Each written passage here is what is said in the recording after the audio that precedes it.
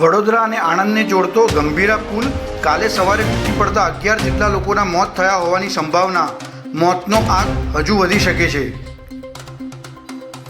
દુર્ઘટનામાં જીવ ગુમાવનાર પ્રત્યેક વ્યક્તિના વારસદારને 4 લાખ રૂપિયાની સહાય રાજ્ય સરકાર આપશે. દુર્ઘટનામાં ઈજાગ્રસ્ત થયેલા પ્રત્યેકને 50,000 રૂપિયાની સહાય ઉપરાંત તમામ સારવાર વ્યવસ્થા પણ રાજ્ય સરકાર દ્વારા કરવામાં આવશે. ગંભીરા બ્રિજ દુર્ઘટના અંગે પૂર્વ મુખ્યમંત્રી શંકરસિંહ વાઘેલાના ભાજપ પર આકરા પ્રહાર. કહ્યું, ભાજપ પ્રજાને પોતાના ગુલામ ગણી રહી હોય તેમ પોતાની મનમાની કરી રહી છે. છેલ્લા 5 વર્ષમાં ગુજરાતમાં 17 જેટલા પુલ અને માળખાકીય વિકાસના પ્રોજેક્ટ્સ ધરાશાયી થયા. વિકાસના નામે ભ્રષ્ટાચાર અને બેદરકારીનું પુનરાવર્તન. ગુણવત્તા નિયંત્રતા માપદંડો હજુ પણ કાગળ ઉપર જ. ગંભીરા બ્રિજ ઘટના બાદ સરકાર હરકતમાં. રાજ્યભરમાં નાના મોટા બ્રિજની તાકીદે ચકાસણી કરવા પર હુકમ. રાજકોટ કલેક્ટરે માર્ગ અને મકાન વિભાગ પાસે 7 સુધીમાં રિપોર્ટ માંગાવ્યો.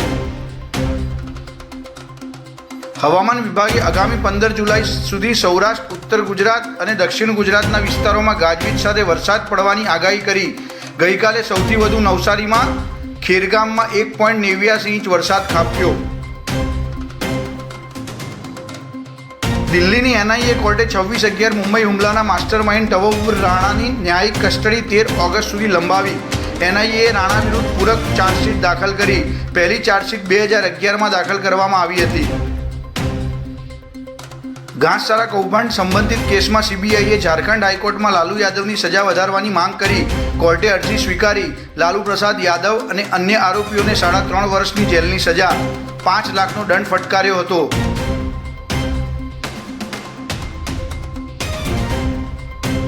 કાશ્મીરના ઉધમપુર જિલ્લામાં અમરનાથ યાત્રાના કાફલામાં રહેલી એક કાર ડિવાઈડર સાથે અથડાતા અકસ્માત. ઘટનામાં કાર ચાલક ઘાયલ થયો. જોકે વાહનમાં બેસેલા શ્રદ્ધાળુઓ માંડ બચ્યા. સુપ્રીમ કોર્ટે ફિલ્મ ઉદયપુર ફાઇલ્સની રિલીઝ રોકવા માટે દાખલ કરેલી અરજીને ફગાવી. હવે આ ફિલ્મ 11 જુલાઈએ રિલીઝ થશે. સેન્સર બોર્ડે આ ફિલ્મને 150 કટ કર્યા. 2 સમુદાયના વિવાદના કારણે ફિલ્મની રિલીઝ અટકી ગઈ હતી. એપલે ભારતીય મૂળના સાબી ખાનની ચીફ ઓપરેટિંગ ઓફિસર તરીકે નિમણૂક કરી. જેફ વિલિયમ્સ નિવૃત્ત થતાં તેમની જગ્યા સાબી ખાન સંભાળશે. સાબી ખાન સીઈઓ તરીકેની જવાબદારી સંભાળે તેવી ચર્ચાએ પણ જોર પકડ્યું. બ્યુરો રિપોર્ટ, દિવ્ય બ્રહ્માસ્ત્ર ન્યૂઝ.